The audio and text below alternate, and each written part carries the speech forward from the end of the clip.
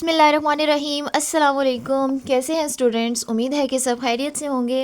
लिसानुल साहब के नए लेक्चर के साथ हम मौजूद हैं। मेरे सामने है मैथमेटिक्स की 9th क्लास की book Khyber Pakhtunkhwa text book board Peshawar. हमने एक्सरसाइज नंबर 1.5 को स्टार्ट लिया हुआ था और हम यहाँ पे सीख रहे थे डिटर्मिनेंट कैसे फाइंड करते हैं, एडजॉइंट कैसे फाइंड करते हैं। और फोर्थ क्वेश्चन जो कि हमने लास्ट लेक्चर में देखा कि इसमें वो सिखा रहा था कि मल्टीप्लिकेटिव इन्वर्सेस कैसे फाइंड करते हैं और वो क्या होते हैं। ठीक है जी, अभी आते हैं क्वेश्चन नंबर 5 की तरफ। क्वेश्चन नंबर 5 और 6 में तकरीबन सेम डिमांड्स हैं। जिसको फिफ्थ क्वेश्चन बहुत अच्छे से समझ में आ गया वो 6 को आराम से कर सकता है। स्टार्ट करते हैं। पहले ज़रा चेक कर लें कि ये पूछ क्या रहा है। क्वेश्चन नंबर 5 में उसने ए और बी दो मैट्रिसेस दिए हुए, ठीक है, और आपको 3-4 किस्म की चीज़ें फाइंड करनी है। सबसे पहले ए बी, इन दोनों का प्रोडक्ट मल्टीप्लिकेशन आप सीख चुके हैं, बहुत आसान है, सॉल्व करते हैं अभी। फिर बी ए, बी को पहले रखना है, ए को बाद में रख के फिर मल्टीप्लिकेशन चेक करनी है। उसके बाद इन्हीं दोनों ए और बी मैट्रिसेस के इन्वर्सेस फाइंड करने हैं, यानी कि मल्टीप्लिकेटिव इन्वर्सेस। और ये बात आप फोर्थ क्वेश्चन में अच्छे से सीख चुके हैं कि ए पावर -1 और बी पावर में -1 लिखा हो तो इनको मल्टीप्लिकेटिव इन्वर्स ही कहा जाता है।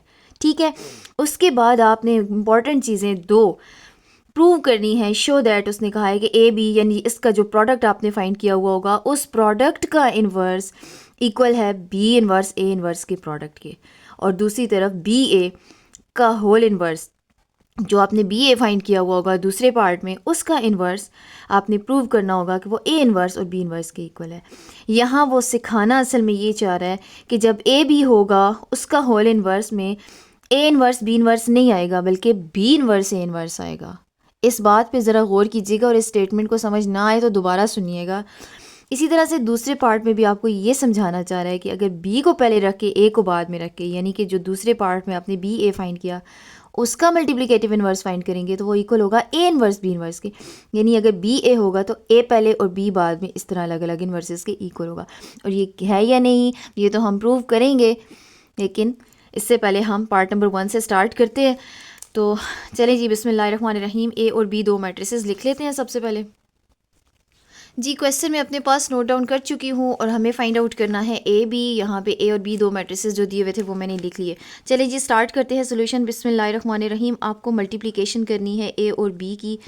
ए बी लिख लेते हैं हम 2 0 -3 1 इंटू बी है हमारे पास 1 -1 -1 3। बहुत ध्यान से प्लस माइनस पुट कीजिएगा क्योंकि स्टूडेंट्स उमूमन जल्दी जल्दी के चक्कर में कहीं प्लस कहीं माइनस पुट कर देते हैं और इतना लंबा सोल्यूशन करने के बाद एंड रिज़ल्ट ये निकलता है जी कि स्टार्ट में क्वेश्चन ही गलत लिखा हुआ था।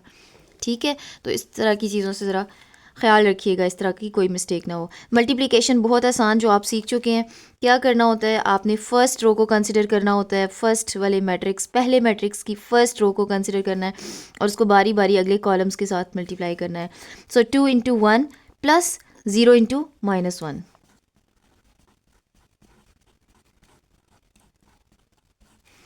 अब यही फर्स्ट रो सेकंड कॉलम से मल्टीप्लाई होगी तो 2 × -1 प्लस 0 × 3।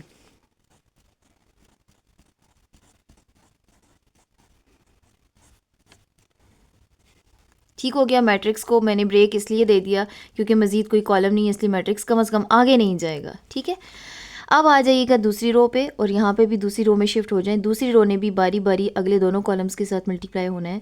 जब ये दूसरी रो फर्स्ट कॉलम से मल्टीप्लाई होगी तो -3 × 1 प्लस 1 × -1।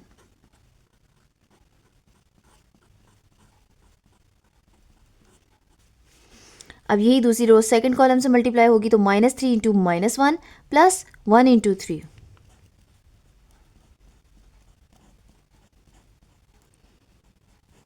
ठीक हो गया। इसकी मल्टीप्लिकेशन चेक करते हैं क्या रिजल्ट्स आ रहे हैं। 2 × 1 is 2 plus 0 multiplied by any number, answer is 0। Any number, positive negative जो नंबर भी हो 0 ही आएगा। This is -2, 2 × -1 is -2 plus 0 × 3 is 0। -3 × 1 is -3 plus 1 × -1 is -1। So plus into -1 is -1। -3 × -1, minus into minus plus, 3 1s are 3 plus 1 into 3 is 3। 2 plus 0 is 2 -2 plus 0 is -2. This is -2 minus plus. 3 plus 1 is 4. Sign of greater value 3 and 3 is 6. So this is the result of AB. Next part में वो ये कह रहा था कि आप B A find करें. ठीक है, अब आप बी ए फाइंड करेंगे. This is part number 2. B A के केस में क्या करना है आपने, 1 -1 -1 3 जो कि आपके पास बी मैट्रिक्स था वो पहले, और 2 0 -3 1 जो कि आपके पास ए मैट्रिक्स था उसे बाद में लिखना है. और मल्टीप्लिकेशन स्टार्ट कर दें बिल्कुल उसी तरीके से. फर्स्ट रो को कंसिडर करें, फर्स्ट कॉलम से मल्टीप्लाई हो रही है. 1 इंटू 2 प्लस -1 इंटू -3.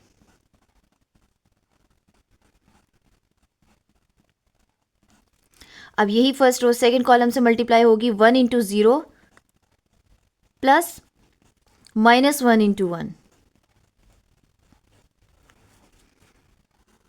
अब सेकंड रो आ गई. -1 into 2 plus 3 into -3.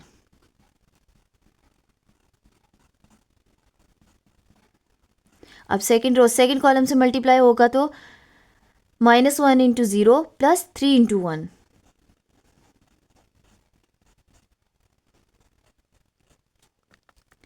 So this is equal to 2 into 1 is 2 plus -1 into -3 minus into minus plus 3 ones are 3. 0 into 1 is 0 and this is -1. -1 into 1 is -1 plus into minus minus 1. -2 3 3 are 9 और negative sign साथ में रहेगा plus minus minus तो ये बनेगा -9. 0 multiplied by any number answer is 0 plus 3 ones are 3. ठीक है जी. 3 plus 2 is 5. 0 minus 1 minus into minus plus 9 plus 2 11 sign of greater value and this is 3. So this is the result of BA. Third part में आपने find करना है A inverse and B inverse. ठीक है, तो सबसे पहले फॉर ए इन्वर्स कह दें बेशक. फॉर ए इन्वर्स इस वक्त हम इसी पार्ट में चूँकि मज़ीद उसने 2 बातें फाइंड करने के लिए कह दी हैं, इसे हम सबसे पहले कोई हेडिंग कुछ भी कह दें या पहले यूँ लिख दें first we will find A inverse, कुछ भी आप कह सकते हैं जो भी आपको स्टेटमेंट ईजी लगती है. अब आपको ए का इन्वर्स फाइंड करना है यानी कि मल्टीप्लिकेटिव इन्वर्स, और आपको पता है कि multiplicative inverse of A equal होता है 1 over determinant of A into adjoint of A. अब ये बातें आप सीख चुके हैं इसलिए इसको मज़ीद एक्सप्लेन करने की ज़रूरत नहीं है. इसको मैं इक्वेशन नंबर 1 कह के यहीं पे स्टॉप कर देती हूँ क्योंकि अभी मुझे ए डिटर्मिनेंट और ए का एडजॉइंट फाइंड करना है. उसके बाद मैं यहाँ पे वैल्यू पुट कर दूँगी तो फिर मुझे ए इनवर्स मिल जाएगा. ठीक है जी. Now first of all determinant of A matrix था हमारे पास 2 0 -3 1. इसका डिटर्मिनेंट फाइंड करना है. डिटर्मिनेंट में क्या होता है, फर्स्ट वैल्यू लास्ट वाले से मल्टीप्लाई हो जाती है minus 0 into -3. So this is 2 ones are 2 and minus 0 multiplied by any number answer is 0. So this is 2 minus 0 that is equal to 2. ठीक हो गया, डिटर्मिनेंट आ गया आपके पास. अब हम फाइंड करेंगे इसका adjoint. So adjoint of A is equal to adjoint of, लिख लें बेशक मैट्रिक्स पहले 2 0 -3 1. अब ये जॉइंट फाइंड नहीं किया इसलिए मैंने साथ है जॉइंट अभी लिखा हुआ है. अब मैं फाइंड कर लूँगी तो मज़ीद मैं इस स्टेप में एडजॉइंट नहीं लिखूँगी. ठीक है, एडजॉइंट में क्या होता है, फर्स्ट और लास्ट की जगह चेंज हो जाती है. 2 1 है तो 1 2 कर लें. बाकी दोनों के साइंस चेंज होते हैं. 0 इज़ अ न्यूट्रल नंबर, कोई साइन नहीं लगाना इसका, ना पहले से होता है ना बाद में लिखिएगा. -3 अलबत्ता +3 में चेंज हो जाएगा. So this is adjoint. Now we will find A inverse. और ए इनवर्स का फॉर्मूला आपने लिखा हुआ है. अब यूँ कह दें कि putting values in equation number 1.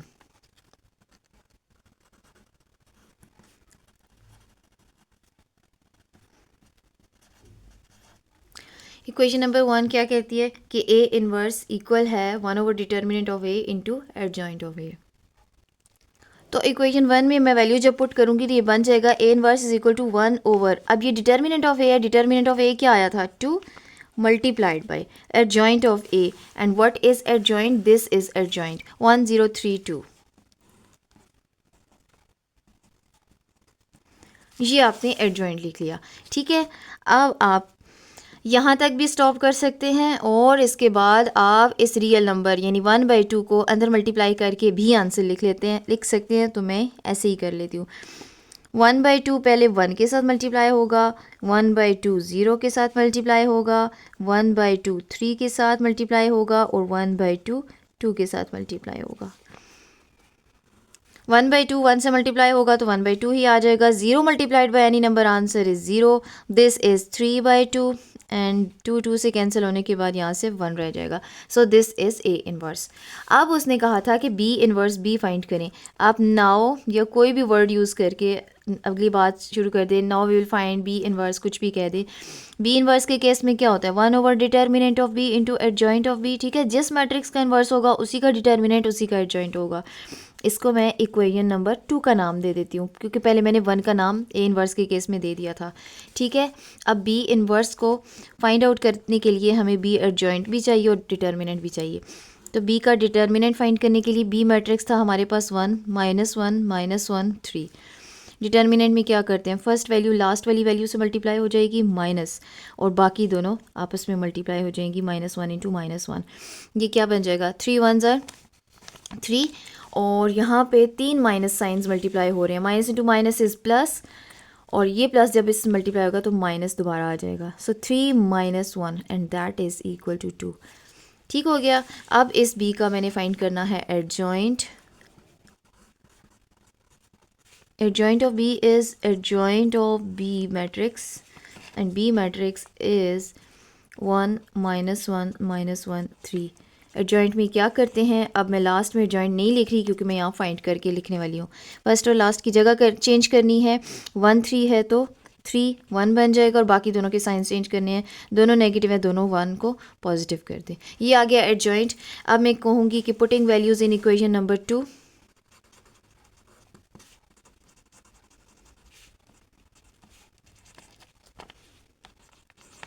Equation 2 क्या कहती है कि बी इनवर्स इक्वल है 1 determinant of B. Determinant of B क्या आया था हमारे पास, 2 multiplied by adjoint of B, and that is 3 1 1 1। अब ये रियल नंबर अंदर मल्टीप्लाई हो जाएगा। हालांकि फ़ायदा नहीं होने वाला, किसी के साथ सॉल्व नहीं होगा। आपकी मर्ज़ी है, यहीं तक भी स्टॉप कर सकते हैं और आपकी मर्ज़ी है इसको मल्टीप्लाई करके लिखते हैं। 1/2 multiplied by 1 and 1/2 multiplied by 1, and final result is 3/2 1/2 1/2 1/2. This is the result of B inverse. जी, अब आपको प्रूव करना है कि A B whole inverse equal है ए इन्वर्स बी इन्वर्स के। तो सबसे पहले आप लेफ़्ट हैंड साइड पे काम करेंगे क्योंकि ये भी एक प्रोसेस है, और फिर उसके बाद आप राइट हैंड साइड पे काम करेंगे। लेकिन एक बात याद रखिएगा, नए सिरे से ए को बी से मल्टीप्लाई करने ना लग जाइएगा क्योंकि वही क्वेश्चन है जिसको अभी आपने सॉल्व किया है। और मैं आपको बता दूं कि यही पार्ट आप यहाँ से सिर्फ वैल्यूज़ उठाएंगे। ए बी हमने फाइंड किया ना सबसे पहले, उसका रिज़ल्ट बस उठा के 2 - 2 -4 6 जो आया था उसको हम यूज़ कर लेंगे। ठीक है, तो मैं यहाँ पे मेंशन कर रही हूँ कि मैं जो भी कर रही हूँ मैं फॉर लेफ़्ट हैंड साइड काम कर रही हूँ। ठीक है, ताकि ये एक हेडिंग के तौर पे यूज़ हो जाए, और फिर मैं उसके बाद आराम से A B whole inverse find out करूँ। होल इन्वर्स का मतलब ये है कि ए बी पूरे का इन्वर्स। ठीक है, तो सबसे पहले मुझे ए बी लिख लेने दें अपने पास, फिर मैं इस पर काम करती हूँ। ए बी मैट्रिक्स जो मल्टीप्लाई होने के बाद रिज़ल्ट आया था 2 -2 -4 6 आया था। ठीक है जी, ये अपने पास नोट कर ले, नए सिरे से इसको फाइंड नहीं करना। ठीक हो गया। अब इसी ए बी का इन्वर्स फाइंड करना है, तो इसी ए बी के इन्वर्स के लिए मैं फ़ॉर्मूला पहले लिख लेती हूँ। ए बी का इन्वर्स, जिसका इन्वर्स होता है उसी का डिटर्मिनेंट फाइंड आउट करना होता है, उसी का एडजॉइंट भी लेना होता है।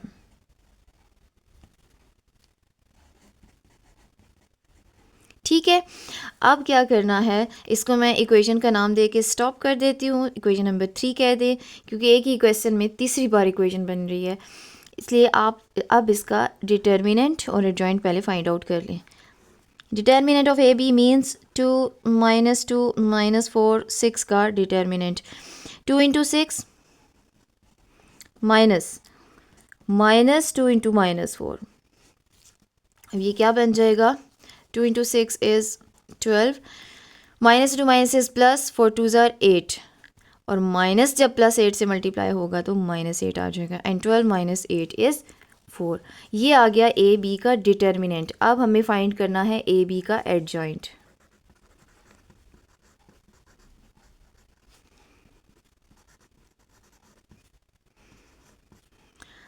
And what is A B, बहुत ध्यान से पुट कीजिएगा। यहाँ स्टूडेंट्स पुट करते हुए कभी ए पुट कर देते हैं, कभी बी। बहुत ध्यान से, अभी जो ए बी है उसी का डिटर्मिनेंट, उसी का एडजॉइंट लेना है, क्योंकि इसी का इन्वर्स आप फाइंड करने जा रहे हैं। इस पर बहुत ध्यान कीजिएगा, ठीक है। और प्लस माइनस का भी बहुत ख्याल रखना है। 2 - 2 -4 एंड 6, इसका एडजॉइंट लेना है। बस एडजॉइंट लिख लें, इसके साथ दोबारा ADJ नहीं लिखना, ठीक है, क्योंकि अब आप इसको लिख रहे हैं। फर्स्ट और लास्ट की जगह चेंज करनी है। 2 6 है, 6 2 कर दे, बाकी दोनों के सिर्फ साइन चेंज करने हैं। +2 +4 हो जाएगा, तो ये आ गया एडजॉइंट। अब मैं कहती हूँ जनाब कि putting values in equation number 3। अब इक्वेशन नंबर 3 क्या कहती है, A B whole inverse equal है 1 over determinant of A B into adjoint of A B. तो मैं वैल्यूज़ पुट करने जा रही हूँ, इसलिए डिटर्मिनेंट ऑफ ए बी की जगह मैं ए बी का डिटर्मिनेंट पुट करूँगी, और जो कि आया था हमारे पास अभी अभी 4। इसी तरह से एडजॉइंट जो कि आया था 6 2 4 2।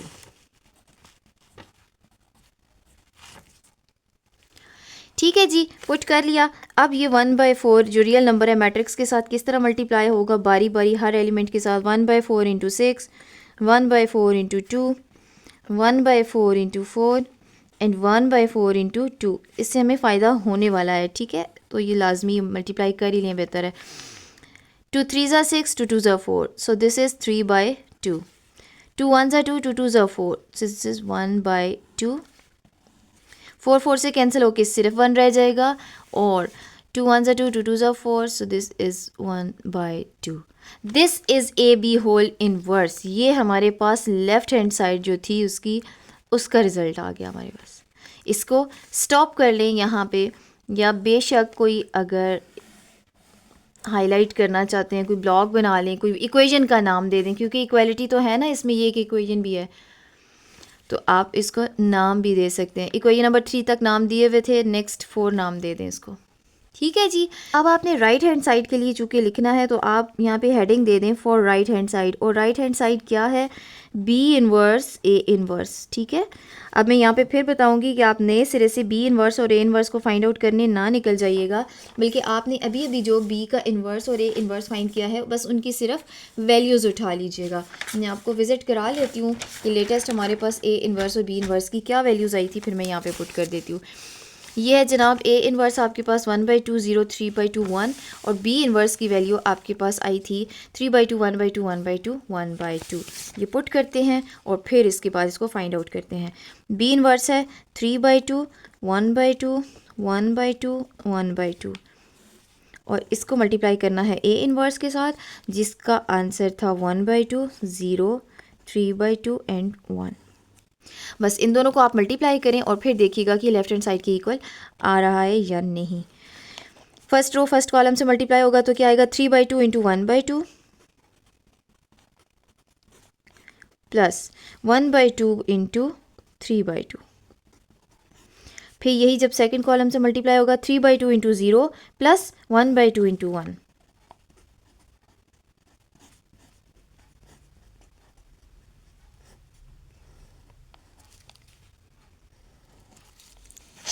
जी, दूसरी रो जब इन्हीं दोनों कॉलम से मल्टीप्लाई होगी तो 1/2 इंटू 1/2 प्लस 1/2 इंटू 3/2।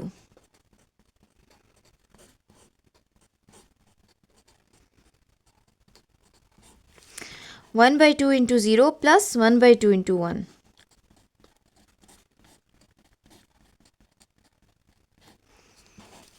सो ये बन जाएगा 3/4 plus 3/4। 0 multiplied by any number, answer is 0 plus 1/2. This is 1/4 plus 3/4. 0 multiplied by any number, answer is 0 plus 1/2. अच्छा, ये जो ज़ीरोज़ की एडिशंस हैं इनको एज इट इज़ रहने दें 1/2 को, क्योंकि ज़ीरो ऐड होने के बाद इन पे कोई फ़र्क नहीं पड़ेगा, इसलिए इसको 1/2 ही लिखते हैं, ठीक है। अच्छा, अब आ जाइए यहाँ पे, जब भी दो फ्रैक्शंस ऐड या सब्ट्रैक्ट होती हैं तो उनका एलसीएम लिया जाता है। यहाँ पे आ जाएगा जी एलसीएम 4 और न्यूमरेटर में बनेगा 3+3। यहाँ पे भी एलसीएम आ जाएगा 4 और न्यूमरेटर में होगा 1+3। किस तरह से आया, 9th क्लास के स्टूडेंट्स हैं, उम्मीद है कि एलसीएम आता होगा। 3+3 इज़ 6/4, 1/2, 3+1 इज़ 4/4 एंड 1/2। ये सॉल्व किया जा सकता है 2 के डिवीजन से। 2 3 ज़ा 6, 2 2 ज़ा 4, so this is 3/2, this is 1/2। 4/4 है तो 1 आ जाएगा एंड दिस इज़ 1/2। ठीक है, इसे आप ये आंसर चूँकि आया है आपका बी इन्वर्स ए इन्वर्स का, ठीक है, इसे आप बेशक कोई इक्वेशन का नाम दे दें, इक्वेशन नंबर 5 कह दें, और ये उसकी राइट हैंड साइड का जवाब आ गया। उसने कहा था कि प्रूव करें लेफ़्ट हैंड साइड इक्वल है राइट हैंड साइड के, तो ज़रा मैं आपको लेफ़्ट हैंड साइड का रिज़ल्ट दोबारा से चेक करा देती हूँ। आपने जो A B whole inverse find किया था वो था 3/2, 1/2, 1, 1/2, ठीक है, और बी इन्वर्स ए इन्वर्स का भी आंसर आया 3/2, 1/2, 1, 1/2। तो दोनों का आंसर एग्जैक्टली इक्वल आ गया। तो आप कह सकते हैं यहाँ पे एक स्टेटमेंट लिख दें, from equation 4 and equation number 5 it is clear that. बेशक अपनी मर्ज़ी की स्टेटमेंट लिखें, इसमें कोई रिस्ट्रिक्शन नहीं है कि आप यही लिखें, ठीक है। मैं ये बताना चाह रही हूँ कि 4 और 5 से हमें पता चल गया कि ए बी का जो होल इन्वर्स है वो इक्वल आ गया बी इन्वर्स ए इन्वर्स के। तो आपने जो दो चीज़ें प्रूव करनी थी उनमें से एक प्रूव हो गई है जी। तो लास्ट पार्ट है जो इस क्वेश्चन का, वो ये है कि बी ए होल इन्वर्स हमें प्रूव करना है कि वो इक्वल है ए इन्वर्स और बी इन्वर्स के प्रोडक्ट के। तो इसके लिए भी आपने बी ए का प्रोडक्ट और ए इन्वर्स और बी इन्वर्स दोबारा से फाइंड आउट नहीं करने, बल्कि सेकंड पार्ट में आपने बी ए फाइंड किया था। इसी तरह से इन्वर्सेस भी आपके पास मौजूद हैं, बस उठाइए, पुट कीजिए और इसको सॉल्व कीजिए। लिखती हूँ जी मैं अपने पास बी ए इन्वर्स और बी इन्वर्स तीनों मैट्रिसेस, ताकि मुझे आसानी रहे। और अगर जिन स्टूडेंट्स को समझ में आ गया है, मैं सजेस्ट करती हूँ वो इस पूरी वीडियो को मत देखें अगर लास्ट पार्ट आपको समझ में आ गया तो। जी, तो मुझे इसके लिए जो जो रिक्वायर्ड था वो मैंने अपने पास नोट डाउन कर लिया है। अब मैं बारी बारी लेफ़्ट और राइट हैंड साइड को प्रूव करूँगी। सबसे पहले मैं लेफ़्ट हैंड साइड जो कि मुझे चाहिए बी ए का होल इन्वर्स, उसके लिए काम करूँगी, ठीक है।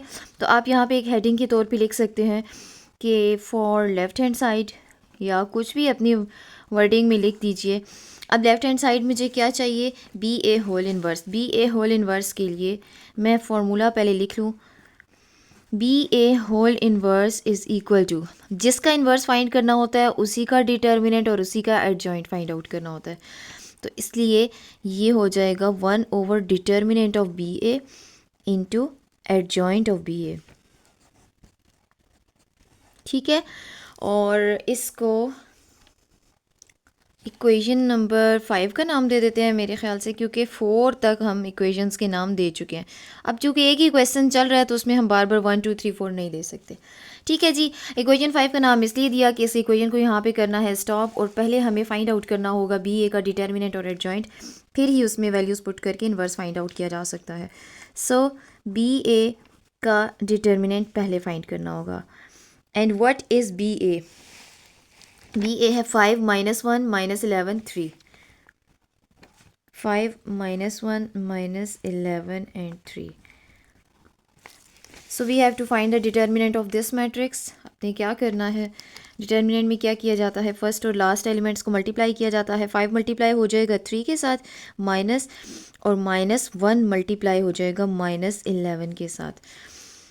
5 × 3 इज़ 15, माइनस माइनस प्लस, ये हो जाएगा 1 × 11 11, प्लस 11 जब माइनस से मल्टीप्लाई होगा तो -11 आ जाएगा, और जो कि फर्दर 15 - 11 4 आ जाएगा, ठीक है जी। ये हो गया डिटर्मिनेंट। अब आ जाते हैं एडजॉइंट ऑफ बी ए पे। एडजॉइंट में क्या किया जाता है, बहुत आसान है, आपको पता है।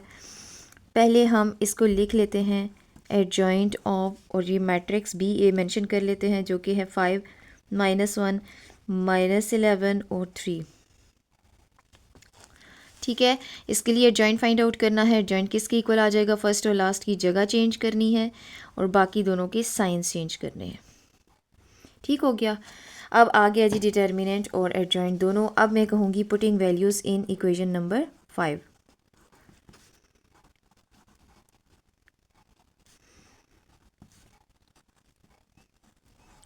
अब फिफ्थ इक्वेशन क्या थी? फिफ्थ इक्वेशन कहती है कि B A whole inverse equal है 1 over determinant of B A into adjoint of B A. तो मैं डायरेक्ट अब वैल्यूज़ पुट करूँगी। B A whole inverse is equal to 1 over determinant of B A. Determinant of B A आया मेरे पास 4 into adjoint of B A, that is 3 1 11 5। यहाँ तक भी ठीक है। और अगर आप 1/4 को अंदर मल्टीप्लाई करना चाहते हैं तब भी ठीक है। हालांकि 4 ने किसी के साथ सॉल्व नहीं होना। अगर आप यहीं पे रहना चाहते हैं तो फिर छोड़ दीजिए। 1/4 इंटू 11 एंड 1/4 इंटू 5, और ये फर्दर बन जाएगा 3/4 1/4 11/4 एंड 5/4।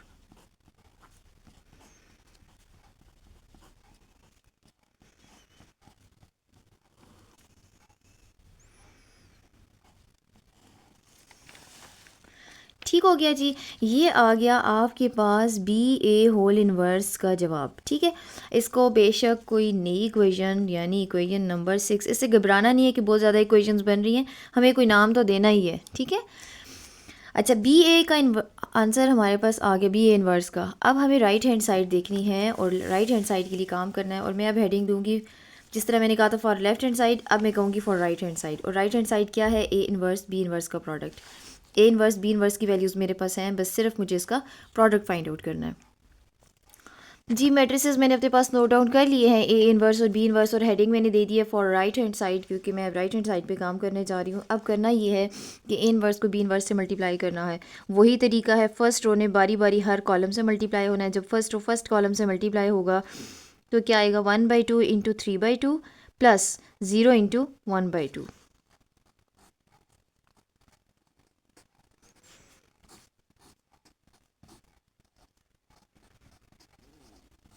अब यही फर्स्ट रो जब सेकंड कॉलम से मल्टीप्लाई होगा तो क्या होगा? 1/2 इंटू 1/2 प्लस 0 इंटू 1/2।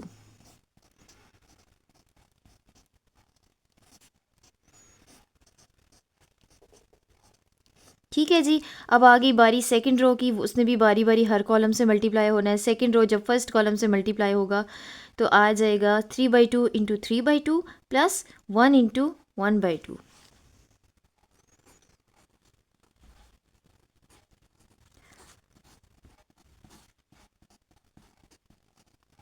ठीक हो गया। यही जब सेकंड कॉलम से मल्टीप्लाई होगा 3/2 इंटू 1/2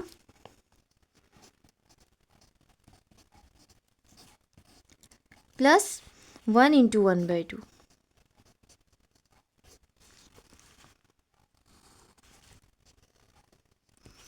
ठीक है जी। अब स्टार्ट करते हैं इसकी मल्टीप्लिकेशन। अगर तो कैंसिलेशन हो सकती है किसी न्यूमिनेटर डिनोमिनेटर की तो पहले कर लें, नहीं हो सकती तो बस न्यूमिनेटर्स आपस में और डिनोमिनेटर्स आपस में मल्टीप्लाई हो जाएंगे। ये बन जाएगा 3/4 plus 0 multiplied by any number, answer is 0। This is 1/4 plus 0 multiplied by any number, answer is 0। This is 9/4 plus 1/2 and 3/4 plus 1/2। ठीक है, जो जो ज़ीरोज़ की एडिशंस हैं उन पे तो फ़र्क नहीं पड़ने वाला। ज़ीरो किसी भी नंबर में ऐड हो वही नंबर दोबारा से आ जाता है, इसलिए आप इसको 3/4 और 1/4 ही लिखेंगे। रहेगी बात इन दोनों फ्रैक्शंस की, तो ये ऐड और सब्ट्रैक्ट हो रही हैं। जब भी फ्रैक्शंस ऐड या सब्ट्रैक्ट होती हैं तो उनको एलसीएम की हेल्प से सॉल्व किया जाता है। फर्स्ट फ्रैक्शन जब ऐड होगी तो क्या आ जाएगा? इसका एलसीएम आ जाएगा जनाब 4, और न्यूमिनेटर में आ जाएगा 9 प्लस 2। यहाँ पे भी आ जाएगा एलसीएम 4, और यहाँ पे आ जाएगा 3 प्लस 2। एलसीएम एक्सप्लेन नहीं कर रही, मैं उम्मीद करती हूँ कि 9th क्लास के स्टूडेंट को एलसीएम लेना आता होगा। 3/4 1/4 as it is, 9 plus 2 is 11, 11/4, 3 plus 2 is 5, that is 5/4। ठीक हो गया जी। अब आपने ये आंसर लाया है ए इनवर्स बी इनवर्स का। इसको आप इक्वेशन नंबर आई थिंक 6 तक हो गया था, दिस इज़ 7।